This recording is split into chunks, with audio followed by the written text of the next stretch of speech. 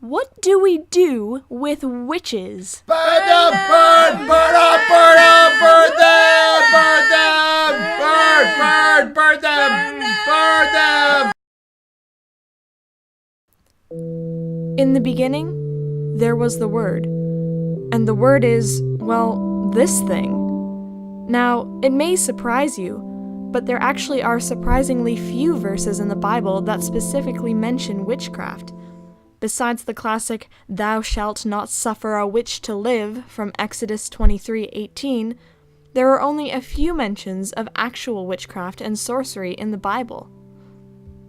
In Deuteronomy 18:10, there is a passage that declares, "Never sacrifice your son or daughter as a burnt offering, and do not let your people practice fortune-telling or use sorcery or interpret omens or engage in witchcraft or cast spells, or function as mediums or psychics, or call forth the spirits of the dead." Now, this is being pretty obvious. It's basically a giant sign saying, magic is bad.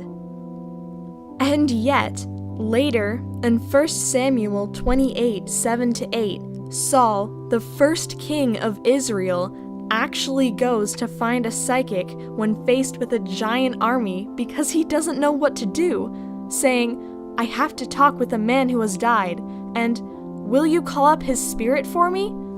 Now, the spirit in question is Samuel, a prophet, and he is not happy with Saul when he rises, proclaiming that the Lord is angry with him. Pretty much the definition of turning in your grave. Additionally, in 2 Chronicles 33:6, another king, Manasseh, is said to have also sacrificed his own sons in the fire in the valley of Ben Hinnom. He practiced sorcery, divination, and witchcraft, and he consulted with mediums and psychics. He did much that was evil in the Lord's sight, arousing his anger. So, we get the general idea. Witchcraft is not a good thing in biblical terms. But why is this? Looking at a few other verses, we can begin to see a trend.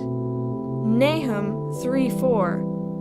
All this because Nineveh, the beautiful and faithless city, mistress of deadly charms, enticed the nations with her beauty. She taught them all her magic, enchanting people everywhere. This verse condemns the people of Nineveh, a foreign city, accusing them of evil things, sorcery among them. Then, there's Exodus 23:20. Anyone who sacrifices to any god other than the Lord must be destroyed. Here we see the pattern. Most of these verses seem to be concerned with condemning other religions and practices. They are trying to make sure that there is no crossover and that the Christian religion is kept pure and is not polluted by the practice of other religions. So, how did we go from Bible verses to witch hunts? For this, we will be introducing a new character, this guy. Now, there are a lot of different versions of what the devil's relationship with God was, but most of them seem to revolve around him being on God's side, and then the two of them having a little falling out. The devil is central to the negative interpretation of witchcraft, as he seems to be, from the Christian point of view, orchestrating the whole thing in some elaborate plot to get under God's skin. Talk about a thirst for revenge. However, why hasn't he come up before in any of our Bible verses concerning witchcraft? Well, it's simple. He's not mentioned in any of them. Therefore, this must have been something that people interpreted from biblical text.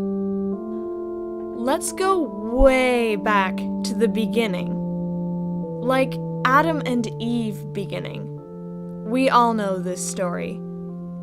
Eve gets tempted by a serpent to eat a sacred apple. She tempts Adam, and they both get banished from Eden. The key here, however, is in the serpent tempting Eve.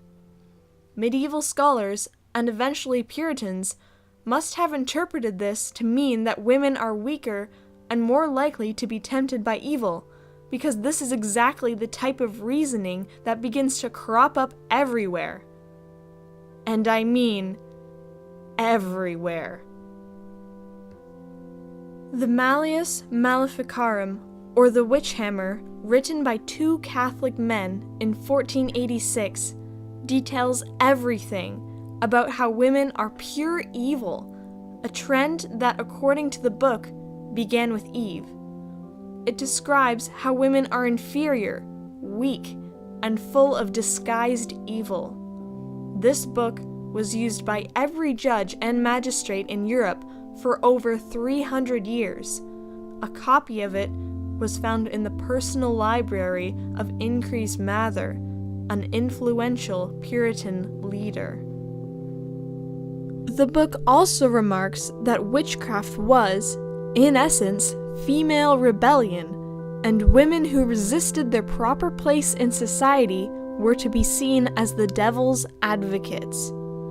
Here is an example of something where we can see the interpretation of the Bible at work. In 1 Samuel 15:23, it is said that rebellion is as sinful as witchcraft, and stubbornness as bad as worshipping idols.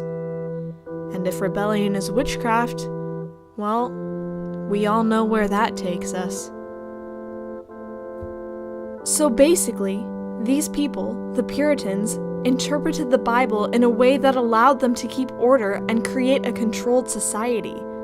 When the men saw a woman or person of another religion who threatened the social order that benefited them, they interpreted and used the Bible to justify their actions in persecuting them. This interpretation led to the hunting down and killing of anyone who was different from them, who they saw as a threat to their social order. This was their biblical interpretation of witchcraft.